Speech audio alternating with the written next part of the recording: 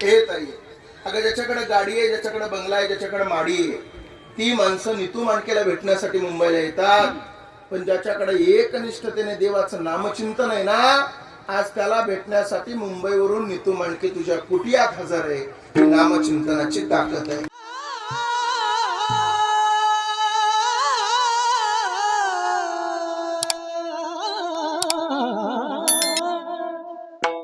लोक मुंबईला यायला लागली, त्यांना हृदयरोग होता, ती माणसं मुंबईला यायची आणि बरे होऊन माघारी यायचे. खरं सांगू, हृदय रोगावर अचूक उत्तर होतं डॉक्टर नीतू मांडके.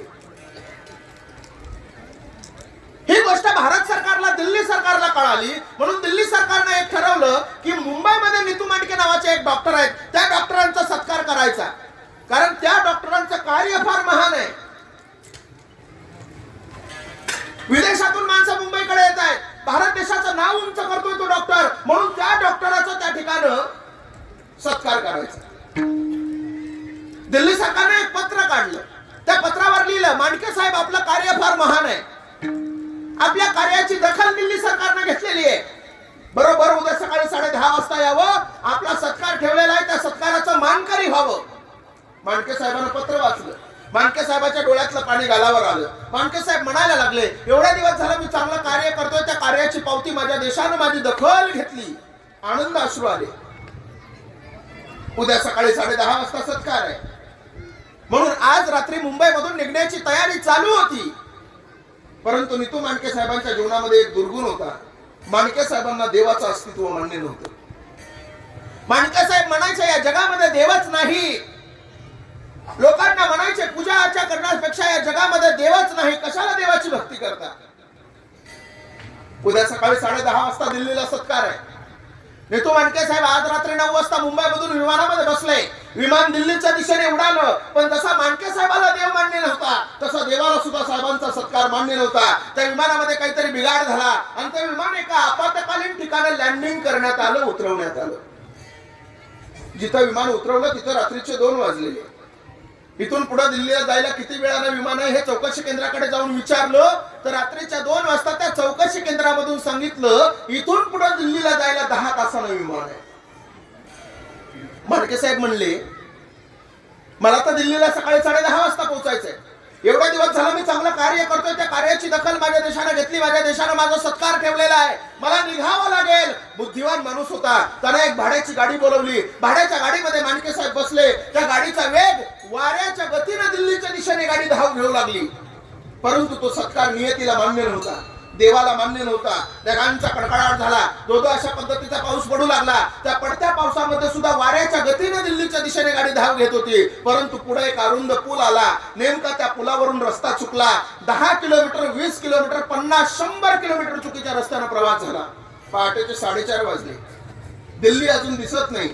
मांडके साहेबांच्या लक्षात आलं, आता आपल्याला दिल्लीला जाणं शक्य नाही, आता आपण रस्ता चुकलेला आहोत. सकाळचे 4:30 वाजले पहाटेचे. ड्रायव्हरचा हात दाबला, ड्रायव्हरला सांगितलं, ड्रायव्हर 1-2 तास कुठंतरी आराम करू आपण, आपल्याला दिल्लीला जाता येत नाही.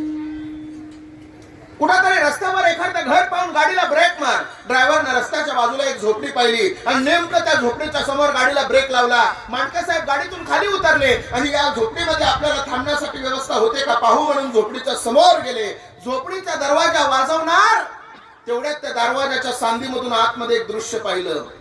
दृश्य असं होतं, एक विधवा बाई होती, एक पाळणा बांधलेला होता. त्या पाळण्यामध्ये श्रीकृष्ण परमात्म्याची मूर्ती ठेवलेली होती आणि ती विधवा बाई त्या पाळण्याला झोका देत देत भजन करत होती. श्रीकृष्ण गोविंद हरे मुरारी, हे नाथ नारायण वासुदेवा. पण मांडके साहेबाला ते मान्यच नव्हतं ना. पण नाविलाज झाला, राहायला कुठं नाही, जागा कुठं सापडणार नाही, म्हणून नीतू मांडके साहेबांना दरवाजा झोपडीचा वाजवला. त्या विधवा बाईने दरवाजा उघडला. विचारलं, कोण आपण? साहेबांना स्वतःचं नाव नाही सांगितलं, साहेबांना स्वतःचा परिचय नाही दिला. साहेबांना फक्त सांगितलं, दिल्लीला निघालो होतो, रस्ता चुकलाय, तुझ्या इथं 2 तास थांबण्याची व्यवस्था होईल का? ती विधवा बाई म्हणली, का नाही होणार साहेब, या घराच्या आतमध्ये बसायला घोंगडी टाकली. साहेब घोंगडीवर बसले आणि सांगितलं, साहेब तांब्या भरून पाणी देते. पाणीही दिलं. सांगितलं, साहेब थांबा 2 मिनिटं चहा करते, आणि चहा चुलीवर टाकला.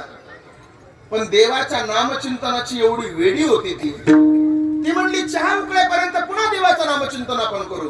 पुन्हा पाळण्याच्या समोर गेली, पुन्हा दोरी हातात गेली, पुन्हा झोका द्यायला सुरू केला आणि पुन्हा भजन सुरू केलं. श्रीकृष्ण गोविंद हरे मुरारी, हे नाथ नारायण वासुदेवा. 5 मिनिटं झालं, 10 मिनिटं झालं, 15 मिनिटं झालं, 20 मिनिटं झालं, भजन सुरू राहिलं. अचानक लक्षामध्ये आलं कोणीतरी बाहेर पाहुणा आलाय, चुलीवर चहा टाकलाय. पटकन उठली, धावत धावत चुलीकडे गेली, पाहिलं तोपर्यंत चहा जळून गेलेला होता. पुन्हा साहेबांकडे आली, साहेब 2 मिनिटं थांबा, दुसरा चहा टाकते. साहेब म्हणले, ए ताई, मी तुझ्या घरचा चहा नाही पिणार आता. ती म्हणली, का हो साहेब, पाणी तर पिलं, चहा प्या ना. साहेबांना सांगितलं, मी चहा त्याच वेळेस पिईल ज्या वेळेस तू माझ्या 2 प्रश्नाची उत्तरं देशील. ती म्हणली, साहेब तुमचं नाव मला माहित नाही, तुमचं गाव मला माहित नाही, तुम्ही राहता कुठं, तुम्ही चाललात कुठं, तुमच्याबद्दल काहीच माहित नाही, तुमचा परिचय तरी द्या. साहेबांना सांगितलं, मी माझा परिचय तुला नंतर देतो, अगोदर माझ्या 2 प्रश्नाची उत्तर दे. पहिला प्रश्न साहेबांना विचारला, का ग ताई, गेले अर्धा तास झालं मी पाहतोय तू त्या पाळण्याला झोका देतेय, त्या पाळण्यामध्ये नेमकं कोण आहे? त्यावेळेस ती ताई म्हणली, अहो साहेब, त्या पाळण्यामध्ये माझा श्रीकृष्ण परमात्मा आहे. आता नीतू मांडके साहेबांना दुसरा प्रश्न विचारला. साहेब म्हणले, का ग ताई, या जगामध्ये देवच नाही, कशासाठी तू त्या देवाची भक्ती करते? त्यावेळेस ती ताई काय म्हणली माहितीये? हो साहेब, अहो साहेब, तुम्ही दुसरा प्रश्न फार सुंदर विचारला बघा. अहो साहेब, तुमची आणि माझी ओळख नाही, तुम्ही आलात कुठून, चाललात कुठं मला माहित नाही, तुमचं गाव कोणतं मला माहित नाही, तुम्ही काम काय करता माहित नाही, तुमच्याबद्दल मला काहीच माहित नाही, तरी सुद्धा तुम्ही दुसरा प्रश्न फार सुंदर विचारला. तुम्ही म्हणलात कशासाठी तू त्या देवाची भक्ती करते? तर ऐका ना साहेब, साहेब बघा ना, पुढे एक पलंग आहे, पलंग, त्या पलंगावरती माझा 5 वर्षाचा लेकरू हो साहेब, आणि त्या 5 वर्षाच्या लेकराला हृदय रोग झालाय. असं म्हणतात बुवा, मुंबईला फार मोठे डॉक्टर आहेत नीतू मांडके, त्याच्याकडे जाण्यासाठी फार पैसे लागतात, पण ते पैसे माझ्याकडे नाहीत साहेब. साहेब मला माहितीये, या देवाची भक्ती करत असताना हा देव असा एखादा माणूस माझ्याकडे पाठवल की तो माणूस मला घेऊन त्या नीतू मांडकेकडे जाईल. आता मात्र साहेबाच्या डोळ्यात पाणी आलं आणि साहेब काय म्हणले माहितीये? हे ताई, हे ताई, अगं ज्याच्याकडे गाडी आहे, ज्याच्याकडे बंगला आहे, ज्याच्याकडे माडी आहे, ती माणसं नीतू मांडकेला भेटण्यासाठी मुंबईला येतात, पण ज्याच्याकडे एकनिष्ठतेने देवाचं नामचिंतन आहे ना, आज त्याला भेटण्यासाठी मुंबईवरून नीतू मांडके तुझ्या कुटियात हजर आहे.